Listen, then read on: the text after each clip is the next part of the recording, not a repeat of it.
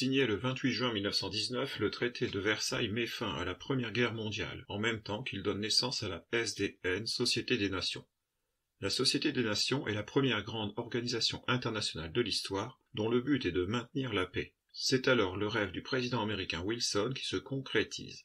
Mais les espoirs de paix et de coexistence dans un monde pacifique sont rapidement déçus. La SDN n'a pas les moyens de se faire entendre dans les conflits qui se développent entre les deux guerres, ni de mettre fin aux tensions toujours plus grandes qui mènent à la Seconde Guerre mondiale.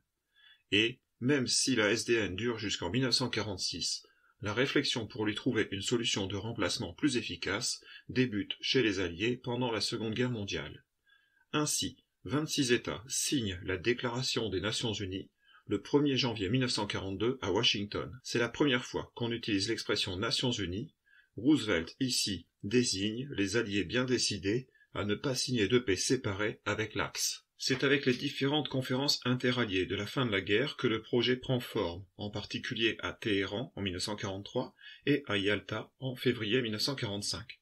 On s'entend sur la nécessité de créer une association pour la paix, fonctionnement sur la base de l'égalité entre tous les États pacifiques, et, pour ne pas reproduire l'échec de la SDN, sur le principe qu'un groupe réduit de pays, les plus puissants de l'époque, pourrait disposer d'un droit de veto.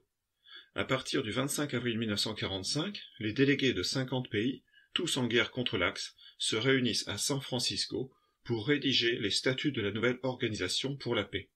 La Charte des Nations Unies est approuvée le 26 juin 1945.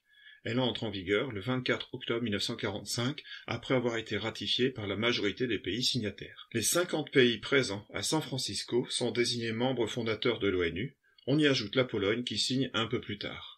Mais l'adhésion à l'ONU est ouverte à tous les États qui acceptent les principes de la Charte. Dans cette charte qui définit les buts et les principes des Nations Unies, ainsi que les pouvoirs et les missions des différents organes qui les composent, on doit retenir le préambule qui déclare la foi des signataires dans les droits de l'homme et dans la dignité de la personne, et leur volonté de préserver les générations futures du fléau de la guerre. Les signataires affirment que le progrès social et de meilleures conditions de vie pour tous doivent permettre une liberté plus grande. Le siège de l'ONU est installé à New York, ce qui marque la volonté de soutien à l'ONU de la part des États-Unis, alors qu'ils n'avaient jamais soutenu la SDN. En octobre 1947, l'ONU se choisit un drapeau. Le fond est bleu, le motif central est blanc, il s'agit d'une projection du planisphère centrée sur le pôle Nord. À noter que l'Antarctique n'est pas représenté. Les deux rameaux d'olivier représentent la paix.